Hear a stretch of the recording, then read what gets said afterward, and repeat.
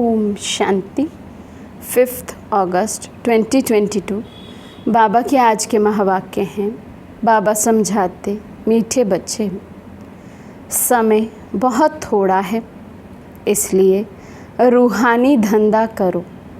सबसे अच्छा धंधा है बाप और वर्षे को याद करना, बाकी सब खोटे धंधे हैं। प्रश्न है, तुम बच्चों के अंदर कौन सी उत्कंठा होनी चाहिए? बाबा समझाते, कैसे हम बिगड़ी हुई आत्माओं को सुधारें, सभी को दुख से छुड़ाकर 21 जन्मों के लिए सुख का रास्ता बतावें, सबको बाप का सच्चा सच्चा परिचय दे। ये उत्कंठा तुम बच्चों में होनी चाहिए।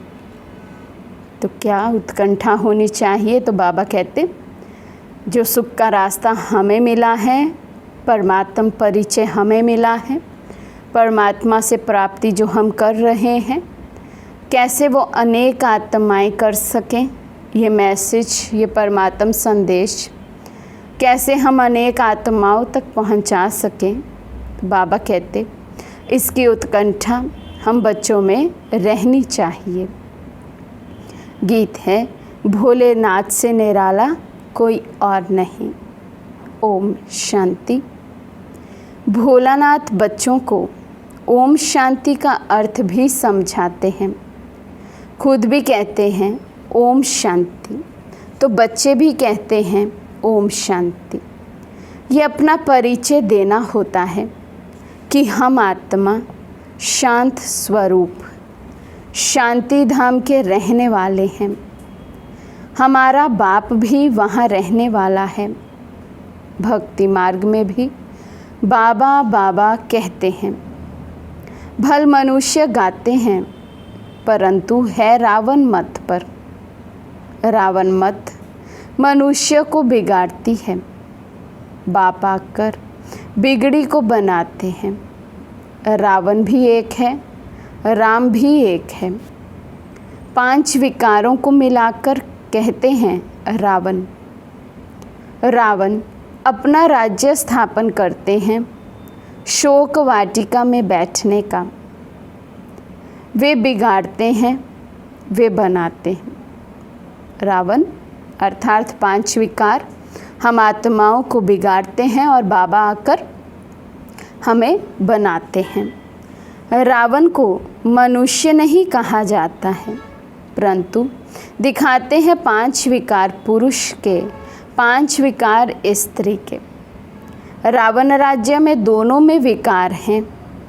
तुम जानते हो 5 विकार हमारे में भी थे। अभी हम श्रीमत पर निर्विकारी बनते जाते हैं, बिगड़ी को सुधार रहे हैं। जैसे बाप सबकी बिगड़ी बनाते हैं, बच्चों में भी यही उत्कंठा रहनी चाहिए कि कैसे हम बिगड़ी को बनावें। जैसे बाबा ने आकर हमें चुना है, सद्मति दी है, सुमत बनाया है, श्रीमत दी है। अच्छा क्या है, बुरा क्या है, सही क्या है, गलत क्या है, उसकी समझ दी है।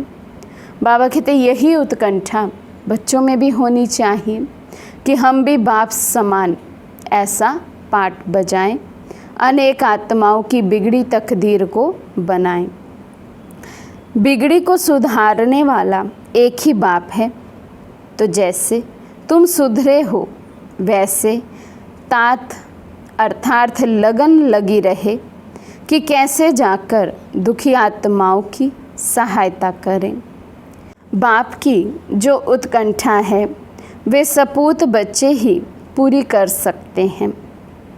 बच्चों की बुद्धि में उत्कंठा रहनी चाहिए कि कैसे किसी की बिगड़ी को बनाएं।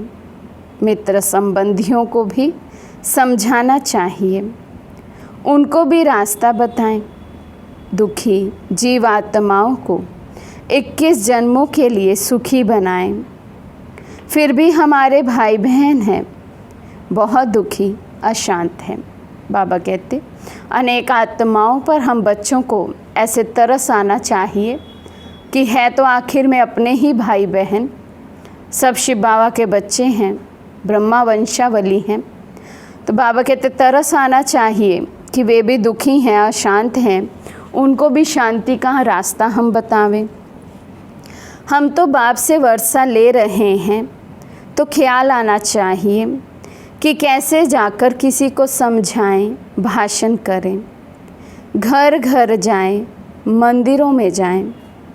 बाप मत देते हैं, मंदिरों में बहुत सर्विस कर सकते हो, भगत बहुत हैं, अंधश्रद्धा से शिव के मंदिर में बहुत जाते हैं, अंदर में कोई ना कोई आश रख कर जाते हैं। ये भी नहीं समझते कि शिव हमारा बाप है, उनकी इतनी जो महिमा है तो ज़रूर कभी कुछ करके गए होंगे। शिव के मंदिर में क्यों जाते हैं? अमरनाथ पर यात्रा करने क्यों जाते हैं? ढेर यात्रियों को ब्राह्मण लोग व सन्यासी ले जाते हैं।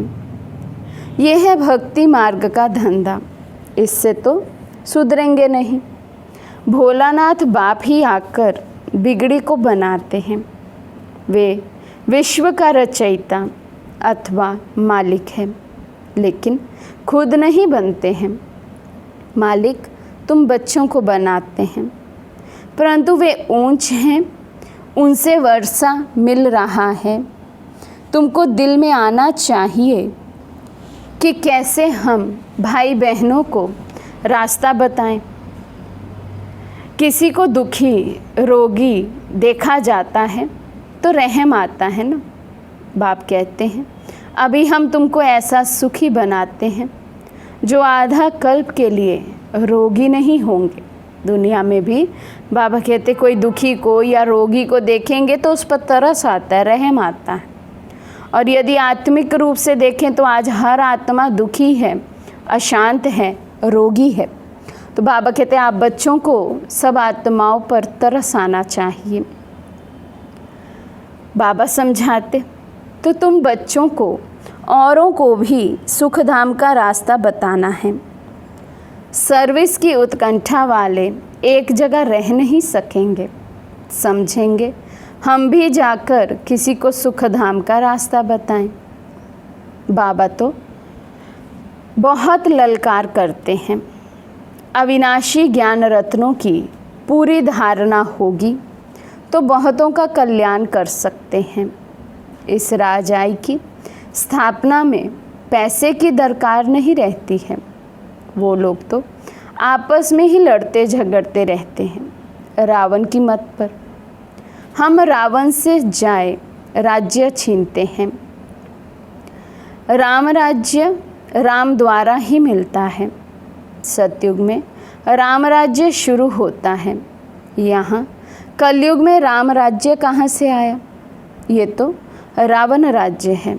सब दुखी हैं। ये बात तुम सभी को समझा सकते हो। पहले उन्हें समझाना है जो गरीब हैं, व्यापारी हैं। बाकी बड़े आदमी तो कहेंगे कि हमको फुर्सत नहीं है, हम बिज़ी हैं, समझते हैं हम भारत को स्वर्ग बना रहे हैं, प्लान करते रहते हैं। लेकिन तुम जानते हो शिव बाबा बिगर कोई स्वर्ग बना नहीं सकते। अभी टाइम बाकी थोड़ा है। राम राज्य स्थापन करने में ढील नहीं करनी है। रात दिन फुरना रहना चाहिए, कैसे किसी को दुख से छुड़ाएं। तो बाबा कहते अभी बहुत अधिक समय नहीं है, अब तो विनाश सिर पर खड़ा है। बाबा कहते अब तो रात दिन बच्चों को एक ही चिंता, एक ही फुरना रहना चाहिए कि कैसे किसी को हम दुख से छुड़ाएं। बच्चों को ये दिल में आना चाहिए कैसे भाई बहनों को रास्ता बताएं। अभी सब रावण की मत पर हैं। बाप तो बाप है जो बच्चों को आकर वर्षा देते हैं। मनुष्य कोर्ट में जाकर कहते हैं ईश्वर को हाजिर नाजिर जान सच कहता हूँ, परंतु अगर वे सर्वव्यापी हैं तो फिर प्रार्थना किसकी करते हैं? उनको कुछ भी पता नहीं है। बाप बार बार समझाते हैं। मित्र संबंधियों को जगाओ, तुम बच्चों को बड़ा मीठा बनना है। क्रोध का अंश भी ना हो, परंतु सब बच्चे तो ऐसे बन नहीं सकते। बहुत बच्चे हैं जिनको माया एकदम नाक से पकड़ लेती है। कितना भी समझाओ तो भी सुनते ही नहीं। बाप भी समझाते हैं, शायद टाइम लगेगा। जब सब अच्छी रीति बाप की सर्विस में लग जाएं। शौक भी तो चाहिए ना, जो आकर कहें कि बाबा हमको सर्विस पर भेजो, हम जाकर औरों का कल्याण करें, परंतु बोलते नहीं। बच्चों का धंधा ही है सच्ची गीता सुनाना। अक्षर ही दो है, अल्फ और बे। बाबा ने अच्छी तरह युक्ति समझाई है।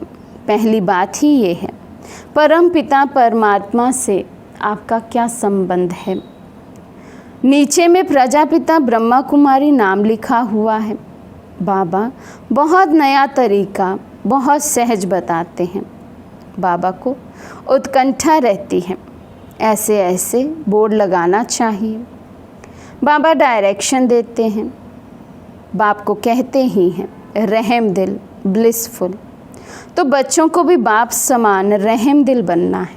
इन चित्रों में तो बहुत बड़ा खजाना है। स्वर्ग के मालिक बनने में इनमें युक्ति है। बाप तो बहुत युक्तियाँ निकालते रहते हैं। कल्प पहले भी निकाली थी और अब भी निकाली है। मनुष्यों को टच होगा कि ये बात तो बड़ी अच्छी है। बाप से ज़रूर वर्षा मिलेगा, ये भी लिख दो। स्वर्ग के वर्षे के तुम हकदार हो। आकर समझो, बहुत सहज बात है। सिर्फ बोर्ड बनाकर अच्छी अच्छी जगह पर लगाना है। 10-20 स्थानों पर बोर्ड लगाओ। ये एडवर्टीज़मेंट भी डाल सकते हो। हमारे जो बिछड़े हुए बच्चे होंगे उनको ये अक्षर लगेंगे, कहेंगे पता तो निकालें कि ये क्या समझाते हैं। ये भी लिखा हुआ हो कि इस पहेली को समझने से तुम मुक्ति, जीवन मुक्ति को पा सकते हो 1 सेकंड में। बाप कहते हैं अगर अपनी जीवन बनानी है तो सर्विस करो। सागर पास आकर रिफ्रेश हो, फिर सर्विस करनी है। भक्ति मार्ग में तो आधा कल्प धक्के खाए हैं। यहाँ तो 1 सेकंड में बाप को जान, बाप से वर्षा पाना है। सबकी वानप्रस्थ अवस्था है, मौत सामने खड़ा है। सबसे अच्छा धंधा है ये। बाकी जो भी मनुष्य धंधे करते हैं वे है खोटे। एक धंधा सिर्फ करना है, बाप और वर्षे को याद करो। कॉलेजों में जाकर प्रिंसिपल को समझाओ तो पढ़ने वाले भी समझें। तुम कितना सहज वर्षा ले रहे हो। जितना हो सके बाप को याद करो। अच्छा, मीठे मीठे सिक्के लदे बच्चों प्रति माता पिता बाप दादा का याद प्यार और गुड मॉर्निंग। रूहानी बाप की रूहानी बच्चों को नमस्ते। हम रूहानी बच्चों की रूहानी बाप दादा को दिल व जान सिकवा प्रेम से नमस्ते नमस्ते नमस्ते जी। धारणा के लिए मुख्य सार। फर्स्ट पॉइंट, बहुत बहुत मीठा बनना है। क्रोध का अंश भी निकाल देना है।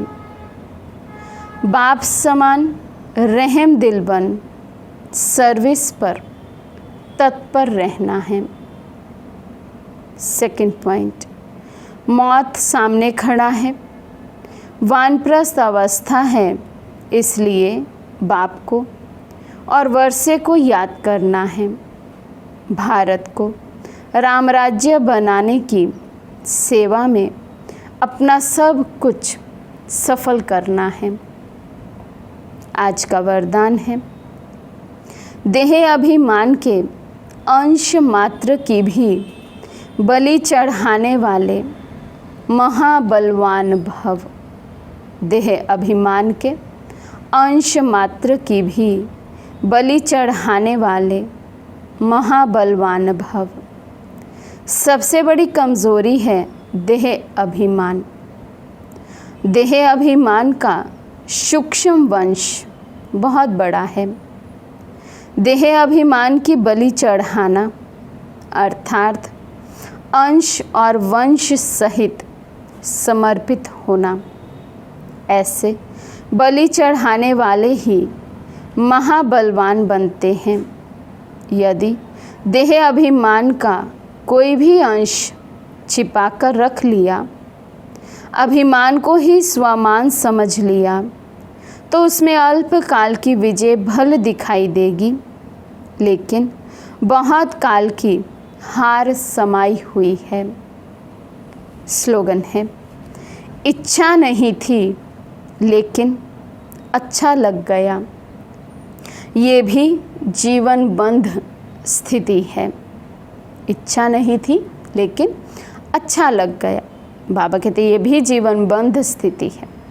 माना मुझे किसी चीज़ की इच्छा नहीं है, लेकिन किसी व्यक्ति वस्तु वैभव को देखकर मुझे अच्छा लगा। अब यदि किसी व्यक्ति वस्तु वैभव को देखकर मुझे अच्छा लगा, तो नेचुरल है कि किसी को देखकर अच्छा नहीं भी लग सकता। तो बाबा कहते ये भी जैसे आत्मा के लिए एक बंधन है। कुछ अच्छा लगेगा तो कुछ ना अच्छा लगने वाली भी बातें हो सकती हैं, वस्तुएं हो सकती हैं, वैभव या व्यक्ति भी हो सकता है। तो इसलिए बाबा ने कहा ये भी जैसे जीवन बंध है। आत्मा इस बंधन से भी मुक्त होनी चाहिए, इस बंधन में बंधी हुई ना हो। मातेश्वरी जी के अनमोल महावाक्य। फर्स्ट पॉइंट, इस अविनाशी ज्ञान को परमात्म ज्ञान कहते हैं। इस ज्ञान का मतलब है जीते जी मर जाना। इसलिए कोटों में कोई विरला ये ज्ञान लेने की हिम्मत रखता है। ये तो हम जानते हैं कि ये ज्ञान प्रैक्टिकल जीवन बनाता है। हम जो सुनते हैं वो प्रैक्टिकल में बनते हैं। ऐसा ज्ञान कोई साधु संत महात्मा दे नहीं सकते। आज दिन तक भी सत्संग सुनते आए, सत्यवचन महाराज कहकर सब कुछ स्वीकार किया, लेकिन परिवर्तन नहीं हुआ। क्यों नहीं हुआ? क्योंकि वो सब परमात्म ज्ञान नहीं है। अब जब परमात्म ज्ञान नहीं है तो परमात्म शक्ति भी नहीं मिलती है, और जब तक परमात्म शक्ति को अपने अंदर भरती नहीं है, आत्मा परिवर्तित हो नहीं सकती है। इसलिए मम्मा कहते हमारा ये जो ज्ञान है ये प्रैक्टिकल जीवन को बदलने वाला है। यदि हम इस ज्ञान के पॉइंट्स को अपने जीवन में प्रैक्टिकल धारणा में ले आएं, तो जीवन प्रैक्टिकली चेंज हो जाता है। वो लोग ऐसे नहीं कहेंगे मन मना भव। अब ये फरमान सिर्फ परमात्मा ही कर सकता है। मन मना भव का अर्थ है मेरे साथ योग लगाओ। अगर मेरे साथ योग लगाएंगे तो मैं तुम्हें पापों से मुक्त कर वैकुंठ की बादशाही दूंगा। वहाँ तुम चलकर राज्य करेंगे। इसलिए इस ज्ञान को राजाओं का राजा कहते हैं। अब यह ज्ञान लेना बहुत महंगा सौदा है। ज्ञान लेना अर्थात एक ही धक से जीते जी मर जाना। शास्त्रों आदि का ज्ञान लेना तो बिल्कुल सस्ता सौदा है। उसमें तो घड़ी घड़ी मरना होगा, क्योंकि वो परमात्मा का ज्ञान नहीं देते। इसलिए बाबा कहते हैं अभी जो करना है वो अब करो, फिर ये व्यापार नहीं रहेगा। सेकंड पॉइंट, परमपिता परमात्मा को सत चित आनंद स्वरूप भी कहते हैं। अब परमात्मा सत्य क्यों कहते हैं? क्योंकि वे अविनाशी इमॉर्टल हैं। वो कब असत नहीं होता, अजर अमर है। और परमात्मा को चैतन्य स्वरूप भी कहते हैं। चैतन्य का अर्थ है परमात्मा भी मन बुद्धि सहित है। उसको नॉलेजफुल पीसफुल कहते हैं। वो ज्ञान और योग सिखला रहे हैं, इसलिए परमात्मा को चैतन्य भी कहते हैं। भल वो अजन्मा भी है। वो हम आत्माओं मुआफिक जन्म नहीं लेता। परमात्मा को भी ये नॉलेज और शांति देने के लिए ब्रह्मा तन का लोन लेना पड़ता है। तो वो जब चैतन्य है तभी तो मुख द्वारा हमें ज्ञान योग सिखला रहे हैं। और फिर परमात्मा को सत चित आनंद स्वरूप भी कहते हैं। तो ये सब गुण परमात्मा में भरे हुए हैं, इसलिए परमात्मा को सुख दुख से न्यारा कहते हैं। हम ऐसे नहीं कहेंगे कि परमात्मा कोई दुख दाता है, नहीं, वो सदा सुख आनंद का भंडार है। जब उसके गुण ही सुख आनंद देने वाले हैं, तो फिर हम आत्माओं को वे दुख कैसे दे सकते हैं। तो जो भी दुख हमें मिलता है या दुख की हमें जो फीलिंग आती है, हमारे ही कर्मों का हिसाब किताब है। वरना परमात्मा शिव बाबा किसी को भी दुख नहीं देते हैं। वे है ही सुख का सागर, इसलिए सुख देना उनका गुण है। थर्ड पॉइंट, बहुत मनुष्य ऐसे समझ बैठे हैं कि ये जो अनादि बना बनाया सृष्टि ड्रामा चल रहा है, वो सारा परमात्मा चला रहा है। इसलिए वो कहते हैं कि मनुष्य के कुछ ना ही हाथ, करन करावन हार स्वामी। सब कुछ परमात्मा ही करता है। सुख दुख दोनों भाग परमात्मा ने ही बनाया है। अब ऐसी बुद्धि वालों को कौन सी बुद्धि कहा जाएगा? पहले पहले उन्हों को ये समझाना ज़रूरी है कि ये अनादि बनी बनाई सृष्टि का खेल ऑटोमेटिक चलता रहता है। साथ साथ ये भी कहते हैं कि ये सब कुछ परमात्मा ही करता है। ये जो परमात्मा को करन करावन हार कहते हैं, ये नाम फिर कौन सी हस्ती के ऊपर पड़ा है? अब इन बातों को समझना है। पहले तो ये समझना है कि ये जो सृष्टि का अनादि नियम है वो तो बना बनाया है। जैसे परमात्मा अनादि है, वैसे ये चक्र भी आदि से लेकर अंत तक अनादि अविनाशी बनाया बना हुआ है। जैसे बीज में अंडरस्टूड वृक्ष का ज्ञान है और वृक्ष में अंडरस्टूड बीज है, दोनों कंबाइंड है, दोनों अविनाशी हैं। बाकी बीज का क्या काम है? बीज बोना, झाड़ निकलना। अगर बीज ना बोया जाए तो वृक्ष उत्पन्न नहीं होता।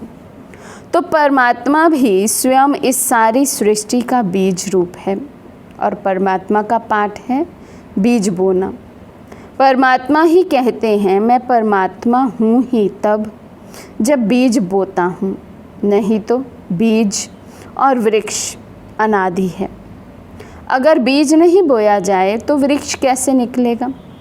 मेरा नाम परमात्मा ही तब है जब मेरा परम कार्य है, मेरी सृष्टि वही है जो मैं खुद पाटधारी बन बीज बोता हूँ। सृष्टि की आदि भी करता हूँ और अंत भी करता हूँ।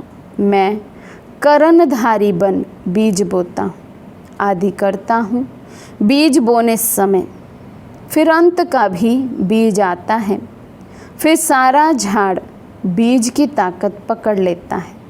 बीज का मतलब है रचना करना, फिर उनकी अंत करना, पुरानी सृष्टि की अंत करना और नई सृष्टि की आदि करना। इसको ही कहते हैं परमात्मा सब कुछ करता है। अच्छा, ओम शांति।